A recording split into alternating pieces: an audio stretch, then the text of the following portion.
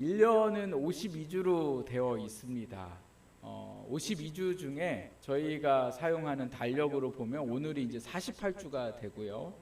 그리고 2023년이 끝나려면 아직도 한 달 4주가 남아 있는데, 교회가 지키는 달력이 있습니다. 교회가 지키는 달력. 교회가 지키는 달력은 1년 동안 예수님을 어떻게 우리가 기억하면서 우리가 한 1년을 지날까라는 그런 의미를 담고서 예수님이 오심부터 시작해서 예수님이 오셔서 또 고난받으시고 부활하시고, 그리고 예수님이 약속하신 성령님이 우리 가운데 함께 하시는 그 모든 그 시간들을 기억하며 그리고 믿으며 살아갈 수 있도록 교회가 교회력을 만들었습니다. 그래서 매 주마다 제가 오늘은 오순절 성령 강림 후 몇 주입니다, 이 말씀은 이 한 주도 우리가 오신 성령님을 기억하면서 이 한 주를 살아가야 한다라는 의미입니다. 그래서 제가 매번 광고할 때마다 제일 먼저 오늘은 성령 강림 후 몇 주입니다, 오늘은 부활주일입니다, 오늘은 어떤 주일입니다 라고 주보에 말씀드리는 이유가 우리가 그 한 주 동안 기억하면서 살아가야 할 주간이기 때문에 그렇습니다. 그리고 우리의 달력으로는 이제 마지막 주가 12월 마지막 주잖아요. 그리고 2014년 새해가 1월 첫 주가 2014년의 첫 주가 되는데, 교회력으로 생각을 하면 오늘이 마지막 주일입니다. 교회력으로 생각하면. 그리고 오늘이 마지막 주일이니까 다음 주는 교회력으로는 어떤 주예요? 첫 주예요. 그래서 이 첫 주의 기준이 뭐냐? 예수님이 탄생하신 4주 전에 예수님을 기다리면서, 주님이 오시는 그 날을 기다리면서 지내는 시간을 이제 첫 주로 잡습니다. 그래서 다음 주를 뭐라고 부르냐면 대림절이다 이렇게 말합니다. 그래서 교회가요, 크리스마스 트리를 해놓는 이유는, 미리 해놓는 이유는 누구를 기념하고 누구를 기억하기 위해서 그래요? 네, 산타 할아버지가 아니고 누구요? 오실 예수님을 트리를 보면서 주님의 탄생을 우리가 기다리고 또 다시 오실 예수님을 기다리는데, 오늘이 교회력으로는 마지막 주일이면서 오늘 주보를 여러분 잠깐 보시면 뭐라고 나와 있습니까? 성령 강림 후 마지막 주다. 그러니까 이 한 주도 우리는 뭐를 기억하면서 살고 있어요? 성령님이 우리와 함께 하신다 이렇게 말씀하고 있습니다. 그런데 또 한 가지, 오늘 제가 이 말씀을 드리려고 오늘 이 같이 이제 설교를 준비했는데, 마지막 주면서 뭐라고 말씀하고 있어요?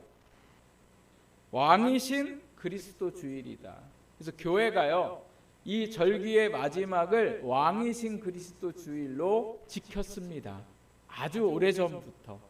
그런데 많은 교회들이 이 절기들을 잘 안 지키고 있습니다. 왜냐하면 이제 여러 가지 교회 상황 때문에. 그런데 저는 오늘 이 말씀을 같이 나누면서 우리가 이 한 주 동안 예수님이 우리의 왕 되시며, 그리고 이제 오실 예수님, 왕이신 예수님을 우리가 기다리면서 함께 보낼 수 있는 시간들이 될 수 있기를 바랍니다.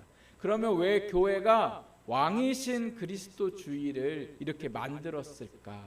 여러분 궁금하세요? 안 궁금하세요? 좀 궁금해 주세요. 자, 다시 한번 제가 궁금하세요? 안 궁금하세요? 네, 감사합니다. 궁금하셔야지 돼요. 왜 왕이신 그리스도의 주일이 중요하냐? 제가 사진을 앞에 보시면 이 두 사람 때문에 교회가 왕이신 그리스도 주일을 지키게 되었습니다.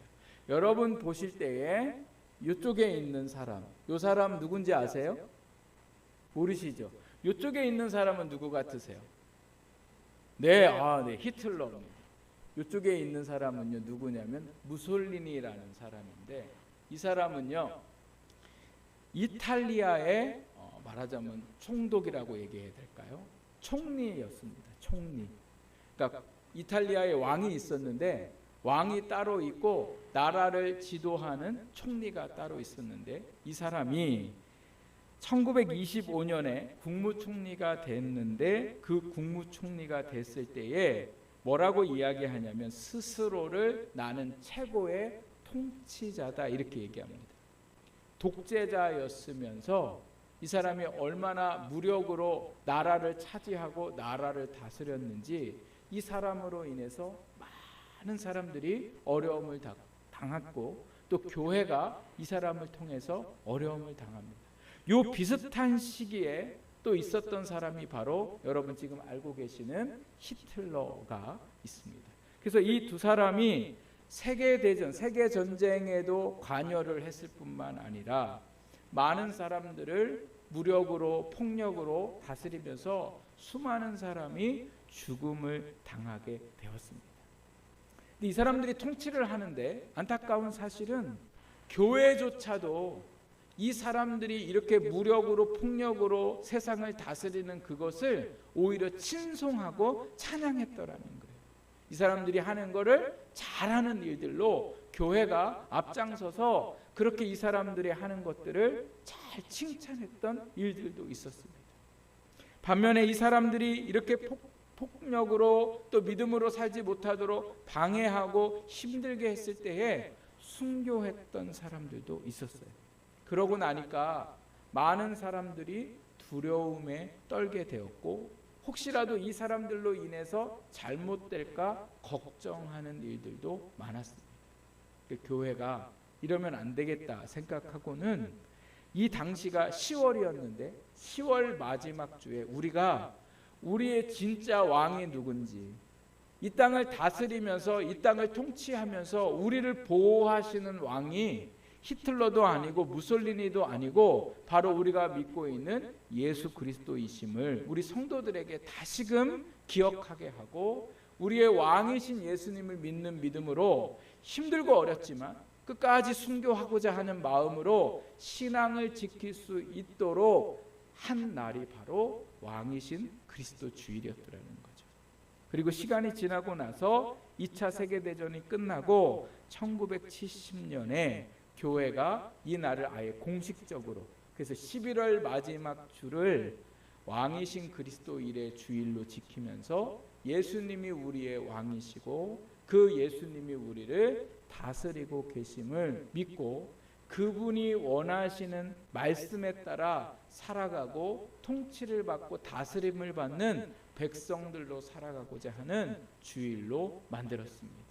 여러분 예수님이 우리의 왕이십니다. 믿으세요? 우리를 다스리시고 우리를 통치하시며 우리의 삶을 치유하시고 우리의 삶을 회복시키시고 우리의 삶을 보호하시는 분은 부모가 아니고 세상이 아니라 누구세요? 예수 그리스도시에요. 그래서 우리가 그 왕 되신 주님을 기억하고 오늘 우리가 홀로 있는 것이 아니라 아무도 우리에게 없는 게 아니라 예수님이 우리와 함께 하시며 우리 가운데 역사하심을 여러분 잊지 않고 살아갈 수 있는 저와 여러분이 될 수 있기를 주님의 이름으로 부탁드립니다. 사사기 말씀에 보면 이스라엘 백성들이 제일 원했던 사람이 있었는데 그게 바로 누구였냐면 왕이었습니다. 왕이 있어야 자기들이 왕 앞에 보호를 받을 수 있고 당시의 왕들은 다른 나라와 싸우는 데 있어서 앞장서서 그 싸움을 싸우고 나라를 다스려서 나라를 안전하게 지킬 수 있다고 믿었기 때문에 그렇습니다. 그래서 세상에 왕을 세워달라고 이 이스라엘 백성들이 요구를 했습니다. 사람들은 왕이 있어야 나라가 안전하다고 생각하고 왕이 있어야 부유해진다고 생각합니다. 그러나 오늘 우리의 왕은 바로 예수 그리스도세요. 그래서 그 왕을 믿고 살아가는 오늘 우리의 삶 가운데에 주님의 다스림과 역사하심이 오늘 우리 가운데에 있는 것이죠. 오늘 하나님이 주신 말씀을 보면 예수님을 왕으로 표현하고 있는 것을 보게 됩니다. 어떤 왕으로 표현하고 있냐면 예수님을 유대인의 왕이라 이렇게 사람들이 말합니다. 그런데 그 말하는 것은 예수님을 유대인의 왕으로 믿어서 말하는 게 아니라 뭐 하려고 말하냐면 조롱하려고 그렇게 말했더라는 거죠. 그래서 오늘 이 말씀에 보면 34절, 그리고 35절, 36절, 또 그 다음에 37절에 보면 백성들도 군인들도 심지어 예수님 옆에 있었던 강도 한 명도 예수님을 조롱합니다. 뭐라고요? 너가 유대인의 왕이면, 혹 너가 구원하는 메시아 그리스도이라면 우리를 좀 구원해봐라. 너 자신을 구원해봐라. 이렇게 조롱하고 있는 것을 보게 됩니다. 이 말은 이 유대인들이 지금 예수님을 유대인의 왕으로, 구원하실 왕으로 믿지 않고 있음을 말씀하고 있는 겁니다. 그러나 예수님은 유대인의 왕이셨고 예수님은 이스라엘을 구원하시는 그리스도였었더라는 거죠. 그 말씀이 우리가 읽지 않았던 23장 3절 말씀에 보면 이렇게 말씀하고 있습니다. 빌라도라는 사람이 예수님한테 물어봅니다. 내가 유대인의 왕이냐? 이렇게 물어봤을 때에 이 예수님께서 뭐라고 말씀하고 계시냐면 내 말이 옳다 이렇게 말씀하세요. 너 유대인의 왕이냐? 이렇게 물었을 때 예수님이 내 말이 옳다라는 건 예수님이 어떤 분이시라는 거예요? 유대인의 왕이었더라는 거죠. 유대인의 왕이라고 얘기했지만 문제는 백성들이 볼 때에 지금 예수님의 십자가에 달려 죽어가고 있는 예수님은 유대인의 왕처럼 보이지 않았더라는 거예요. 왜요? 왕이면 어떻게 해야 돼요? 십자가에서 내려와서 자기를 조롱하는 사람들을 다 벌하고 자기의 나라를 로마로부터 독립시키든지, 아니면 왕이라면 로마의 황제처럼 어떠한 강력한 힘을 가지고 있어야 되는데 말은 유대인의 왕이라고 말했으면서도 불구하고 지금 예수님이 처해 있는 상황은 뭐예요? 힘없이 죽어가고 있는 모습이었더라는 거죠. 그래서 자기들 볼 때 예수님은 힘도 없고 아무런 능력도 없고 백성들을 구원할 수 있는 사람이 아닌 것처럼 보였습니다. 그런데 여러분, 세상이 말하는 왕의 모습과 예수님이 말씀하시는 왕의 모습은 너무나 달랐습니다. 그 예수님이 말씀하시는 왕, 오늘 이 누가복음 23장에서 말씀하시는 왕의 모습은 어떤 모습인가? 오늘 말씀해 보니까요, 예수님께서 말씀하시는 유대인의 왕은 첫 번째로 보니까 죄인들의 죄를 대신하시는 왕이심을 말씀하고 있습니다. 세상의 통치자들은 죄를 지은 사람들에게 죄를 판단하거나 그리고 벌을 주게 됩니다. 어떤 통치자도 죄를 대신해서 담당해 주는 사람은 없습니다. 그런데 오늘 예수님은 어떤 모습을 하고 계시냐면 34절 말씀 우리 같이 한번 읽어보겠습니다. 34절 시작. 이에 예수께서 이르시되 아버지 저들을 사하여 주옵소서, 자기들이 하는 것을 알지 못함이니이다 하시더라. 그들이 그의 옷을 나눠 제비 뽑을세. 예수님은 오늘 이 말씀에 보니까 예수님을 십자가에 못 박고 조롱하는 사람들을 위해서 하나님 앞에 기도를 하셨습니다. 그 기도할 때에 뭐라고 기도하고 계세요? 백성들의 죄를 사해달라라고 기도하고 계세요. 죄를 사한다는 것은 죄를 뭐예요? 없애주겠다는 말씀이세요. 그러니까 예수님이 이 땅에 왕으로 오셨을 때에 우리에게 하신 일들은 뭐예요? 우리의 죄를 어떻게 하셨어요? 사해 주셨더라는 거죠. 죄가 있으면 사람이 어떻습니까? 죄가 있으면 마음이 즐겁습니까? 마음이 무겁습니까? 무거워요. 그래서 저희 속담에도 있잖아요. 때린 사람은 어떻게 자요?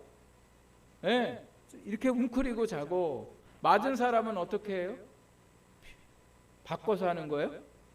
때린 사람이 웅크리고 맞은 사람이 피고 자는 거 아니에요? 맞아요? 틀려요? 네, 맞아요. 왜 때린 사람이 웅크리고 자요? 네, 죄책감 때문에 그런 거죠.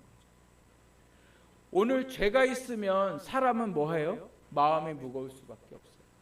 그런데 그 죄가 아무리 내가 선한 일을 한다고 해도 내가 품었던 그 죄가 우리에게 자유를 줄 수가 없습니다. 그런데 오늘 예수님께서 우리의 죄를 십자가에 죽으심으로 어떻게 하셨어요?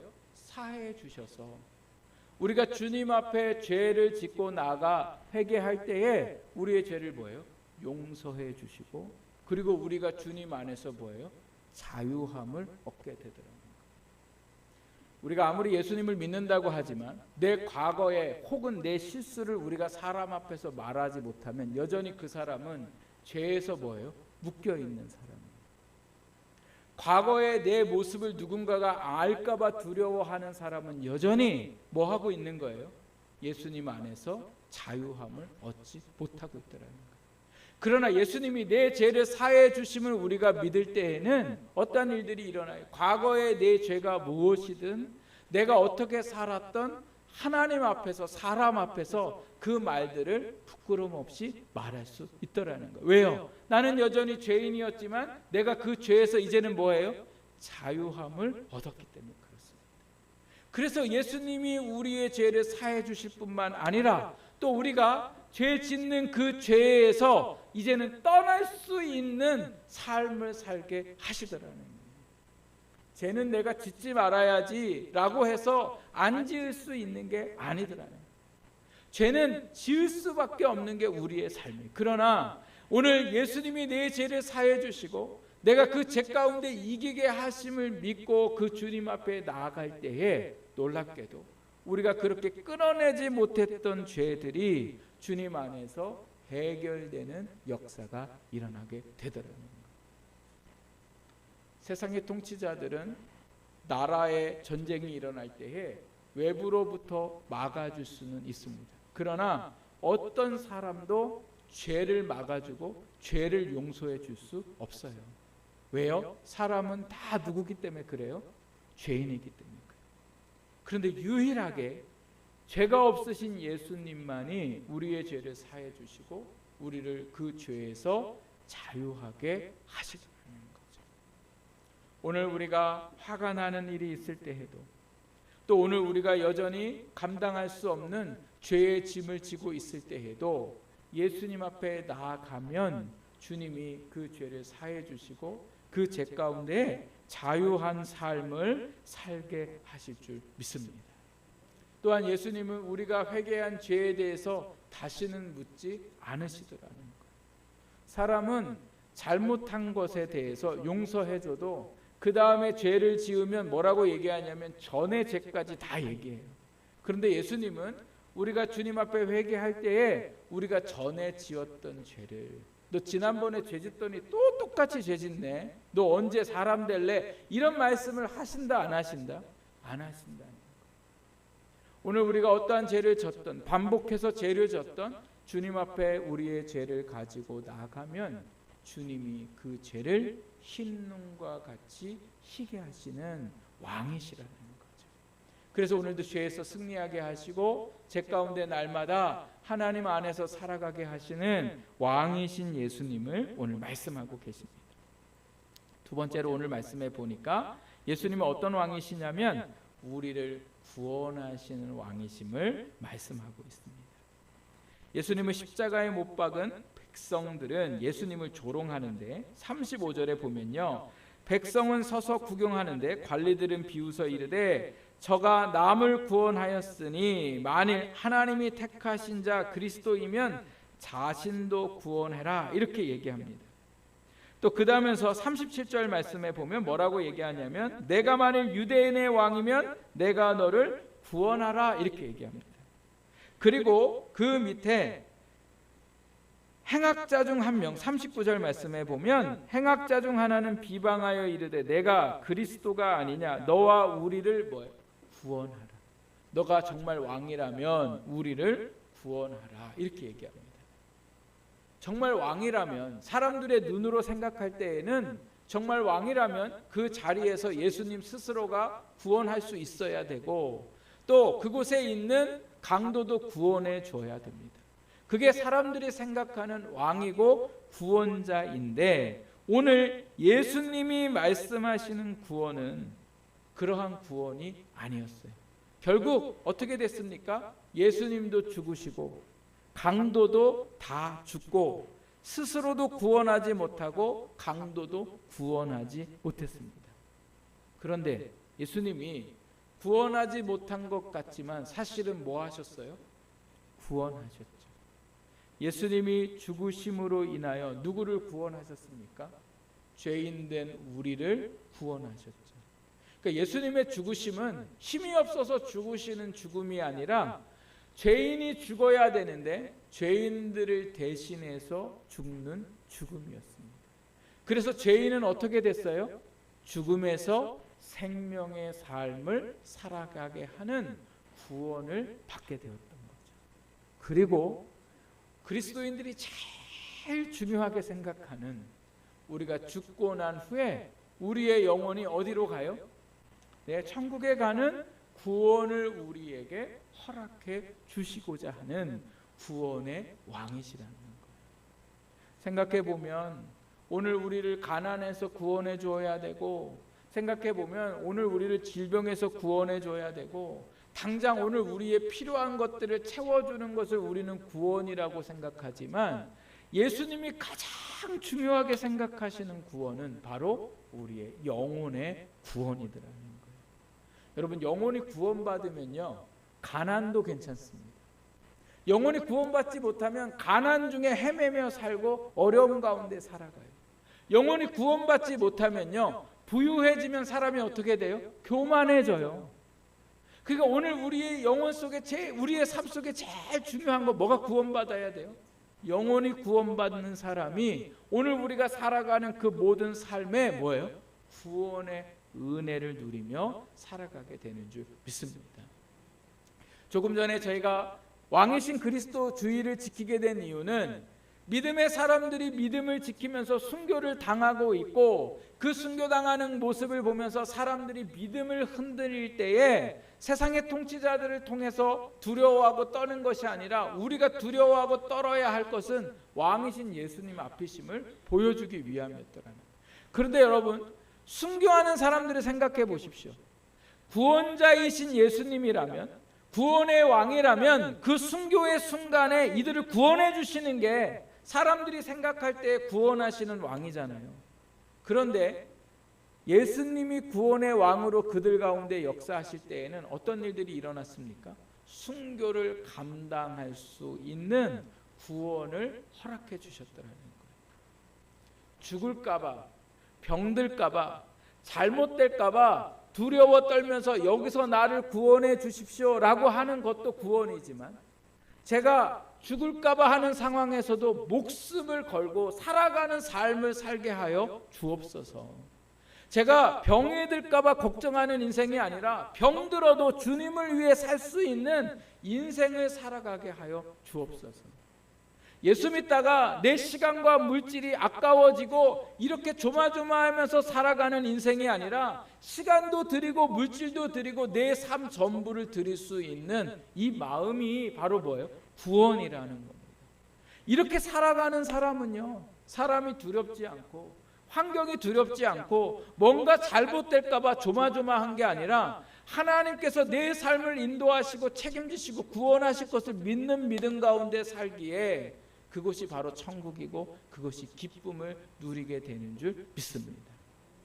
그게 바로 구원의 왕이신 거예요.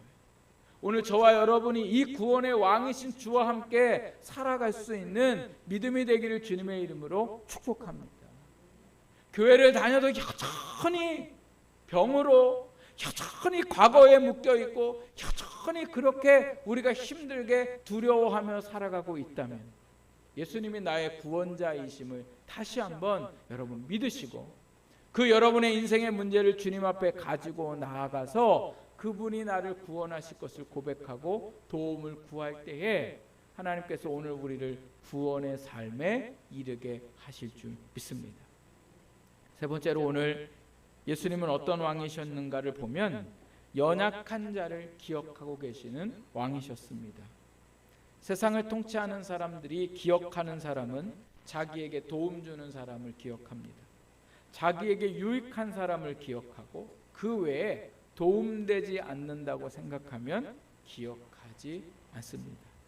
그런데 오늘 우리의 왕 되신 예수님은 세상에 가장 연약하고 무익한 사람을 기억하고 계시는 것을 보게 됩니다. 42절에 예수님의 옆에 있던 한 강도가 조롱한 강도 말고 다른 강도가 예수님 옆에 이렇게 고백합니다. 이르되 예수여 당신의 나라에 임하실 때에 나를 기억하소서 하니. 이 사람을 오늘 말씀해 보면 행악자라고 말씀하는데 마태복음 말씀해 보면 강도라고 말씀하고 계세요. 강도는 당시의 흉악범을 말합니다. 지금도 마찬가지죠. 강도의 죄는 무겁습니다.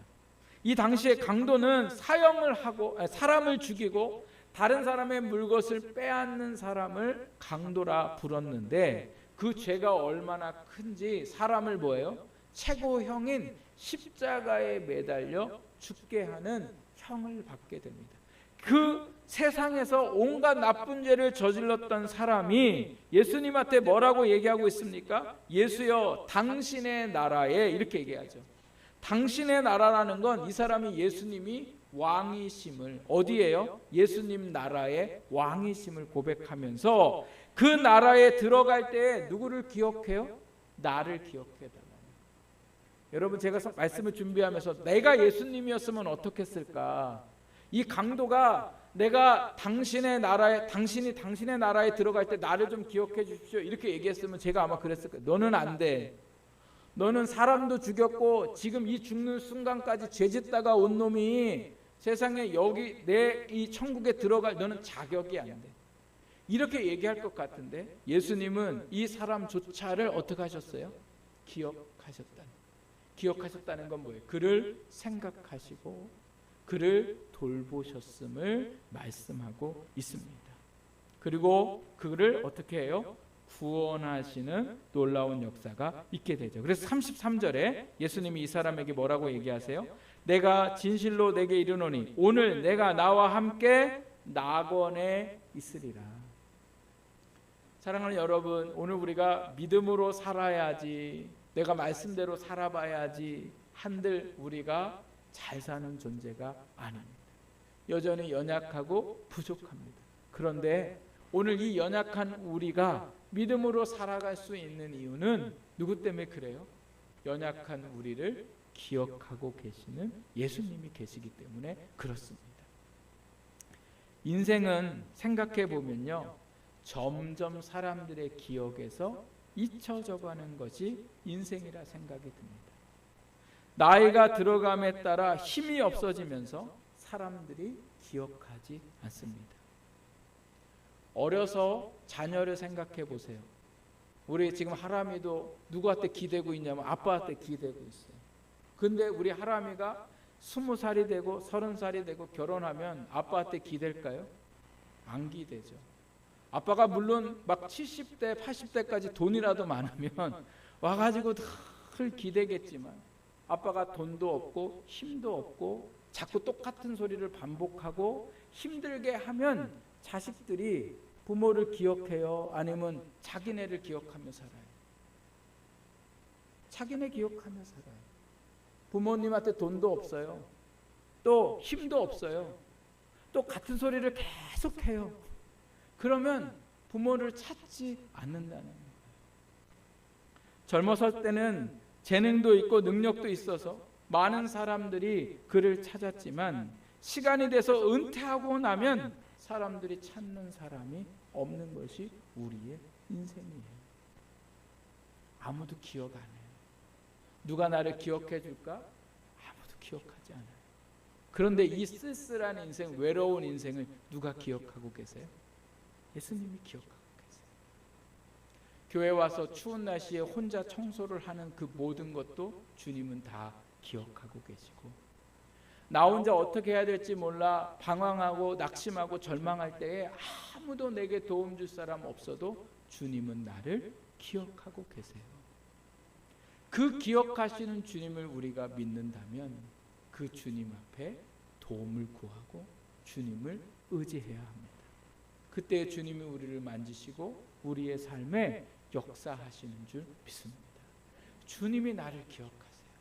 지금도 기억하고 계세요. 우리의 한숨을 기억하고 계시고 우리의 한탄을 기억하고 계시고 우리의 눈물을 기억하고 계시는 주님이 우리의 왕이십니다. 그러니 얼마나 감사합니까? 오늘 우리는 외로운 것 같지만 주님이 우리를 다스리고 있으셔서 외롭지 않습니다. 오늘 우리는 아무것도 못할 것 같지만 주님이 우리의 왕 되셔서 우리의 삶을 보호하시기에 우리는 모든 삶을 살아갈 수 있습니다. 예수님이 우리의 왕 되심을 여러분 이 한 주 동안 잊지 않으시고 그 왕 되신 주님과 동행하며 우리가 왕 되신 주님의 백성으로 그 주님이 원하시는 삶을 살아가는 우리 모두가 될 수 있기를 주님의 이름으로 축복합니다. 이제 우리가 주님의 살과 피를 받으려고 합니다. 왕 되신 주님께서 너는 나의 백성이며 너는 나의 자녀이니 내 살과 피를 주시겠다고 말씀하십니다. 오늘 이 자리에 주님이 살과 피를 마시고 드실 때마다 주님이 나를 다스리시고 또 내가 이제는 주님의 다스림 속에 살아가고자 하는 결단하는 마음으로 이 시간에 함께 성찬에 참여하시기를 부탁드립니다.